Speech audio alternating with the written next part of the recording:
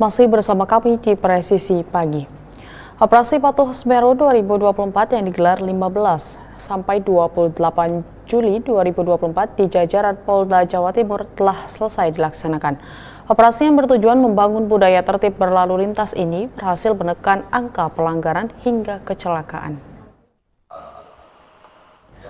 Hal ini disampaikan oleh Dirlantas Polda Jatim Kombes Pol Komarudin pada konferensi pers di Gedung Ditlantas di Surabaya, Rabu lalu. Adapun 5 satuan wilayah dengan tingkat kecelakaan terendah yakni Polres Sampang, Polres Pasuruan Kota, Polres Pelabuhan Tanjung Perak, Polres Probolinggo Kota, dan Polres Batu.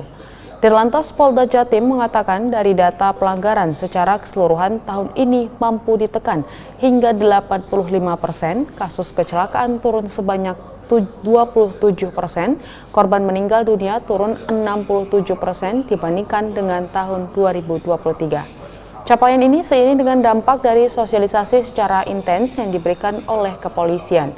Dirlantas Polda Jatim mengakui saat ini polisi masih menggunakan cara konvensional, yakni dengan menggelar operasi. Namun ke depan Dirlantas Polda Jatim berharap dengan memaksimalkan edukasi tentang Kamseltib Carlantas dapat mendorong kesadaran berlalu lintas masyarakat.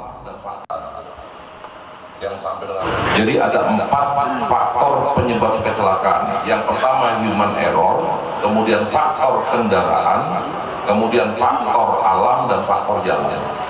Kalau human error ini lebih kepada perilaku. 99% penyebab terjadinya kecelakaan ini akibat dari perilaku pengendara.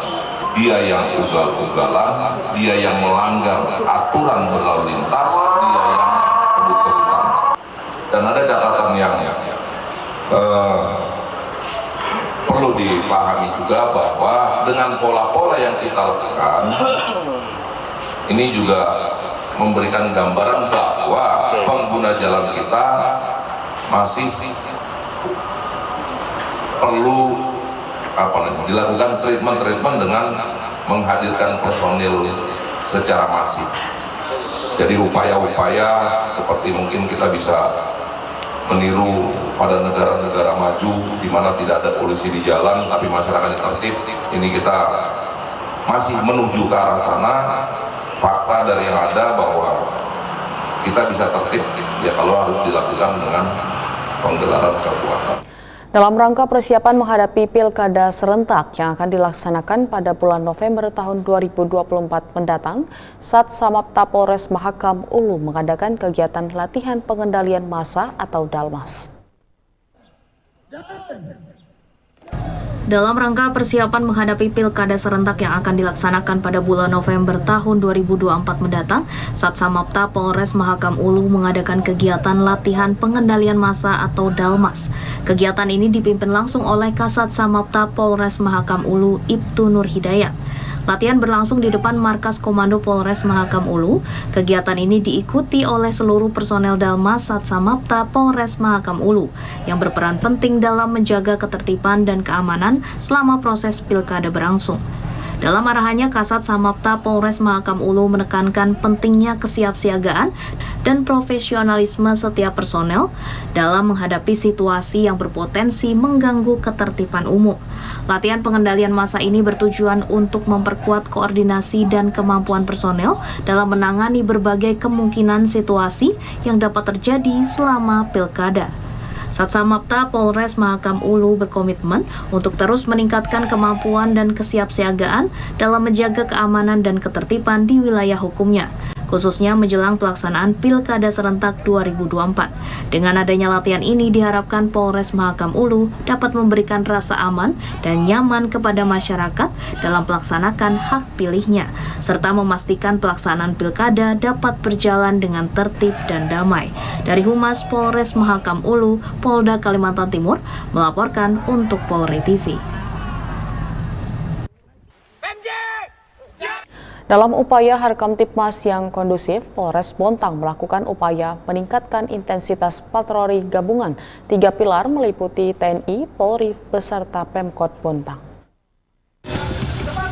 Dalam upaya Harkamtibmas yang kondusif, Polres Bontang melakukan upaya meningkatkan intensitas patroli gabungan 3 pilar meliputi TNI, Polri, beserta Pemkot Bontang. Apel gabungan 3 pilar ini terdiri dari 1 peleton UKL dari Satsamapta, Lantas, Reskrim, dan Itelkam Polres Bontang. 1 peleton TNI gabungan Kodim 0908 dan Yon Arhanud 007 ABC dan 1 peleton Satpol PP Pemkot Bontang.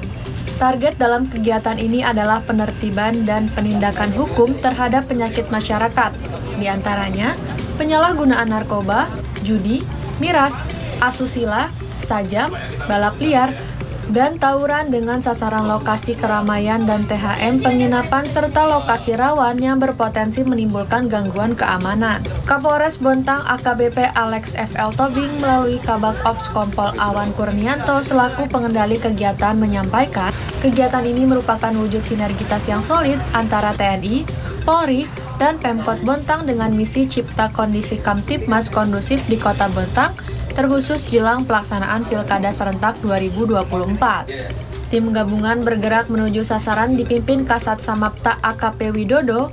Hasil dalam kegiatan ini didapati 18 pasangan tidak sah di penginapan yang selanjutnya dilakukan teguran, pembinaan, dan himbauan kepada yang bersangkutan. Dari Humas Polres Bontang, Polda Kalimantan Timur melaporkan untuk Polri TV.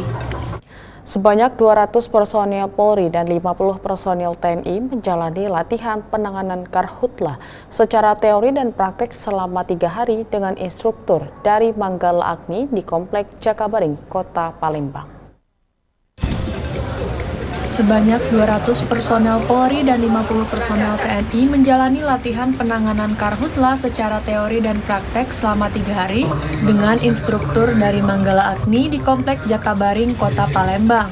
Pelatihan dibuka secara resmi oleh PJ Gubernur Sumsel, Ellen Setiadi, di Aula Gria Agung dan dihadiri Ketua DPRD Provinsi Sumsel, Kapolda Sumsel, Kajati Sumsel, Ketua Pengadilan Tinggi dan Rem 044, Kepala BPBD, serta Kepala Balai PPI KLH.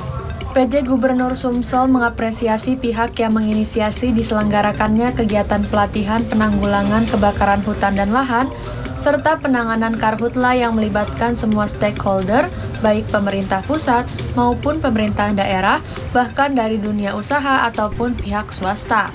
Upaya mitigasi perlu ditingkatkan seperti kegiatan sosialisasi, patroli, dan pemadaman dini untuk mencegah makin meluasnya kebakaran hutan dan lahan. Karena jika tidak ditangani secara dini, maka potensi penyebaran luas kebakaran dengan kondisi lahan yang kering, keterbatasan sumber air, serta akses yang sulit untuk mobilisasi peralatan dan personil membuat api akan semakin cepat meluas dan akan lebih sulit untuk dipadamkan.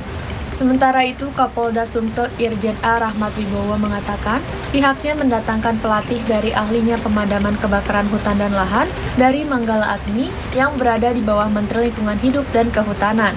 Melalui pelatihan yang dilaksanakan, diharapkan petugas mampu memahami penyebab dan karakteristik kebakaran hutan dan lahan, mampu menguasai teknik pencegahan dan pemadaman kebakaran secara efektif, mampu meningkatkan kemampuan koordinasi dan komunikasi dalam penanganan karhutlah, serta mampu memahami aspek hukum dan regulasi terkait pengendalian karhutlah. Dari Humas Polda Sumatera Selatan melaporkan untuk Polri TV.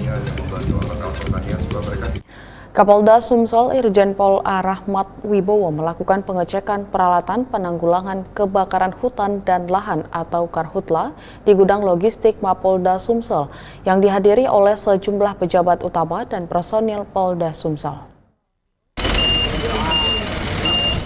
Dalam pengecekan tersebut, Kapolda Sumsel meninjau langsung kondisi peralatan yang tersedia di gudang logistik. Peralatan yang dicek meliputi mesin pemadam kebakaran, alat penyemprot air, dan perlengkapan pendukung lainnya yang akan digunakan untuk mengatasi karhutlah di wilayah Sumsel. Irjen Pol A. Rahmat Wibowo menekankan pentingnya kesiapsiagaan dan kecepatan respon dalam menghadapi situasi darurat karhutlah, serta selalu menjaga dan memelihara peralatan dengan baik sehingga siap digunakan kapan saja. Kegiatan diakhiri dengan peninjauan kembali oleh Kapolda Sumsel untuk memastikan semua peralatan sudah siap dan tidak ada kendala untuk menunjang kesiapan Polda Sumsel dalam menghadapi musim kemarau dan potensi karhutlah. Kita menerima hibah ini peralatan berupa pompa, mesin pompa yang ini bisa mencapai jangkauan sejauh 1.500 meter, 1,5 kilo. Jadi bisa menyambung sampai 50 selang nih ya. Kemudian ada fireball. Fireball ini alat pemadam api dengan cara dilempar ke titik api. Kemudian juga perlengkapan lain, ada helm, kemudian kacamata, masker, kemudian alat kepio api, kemudian rompi air dan perlengkapan lainnya. Semuanya berjumlah 250 set. Ini yang siap untuk kita terjunkan untuk membackup pemadaman api karhutla. Tetaplah bersama kami, Presisi Pagi akan segera kembali.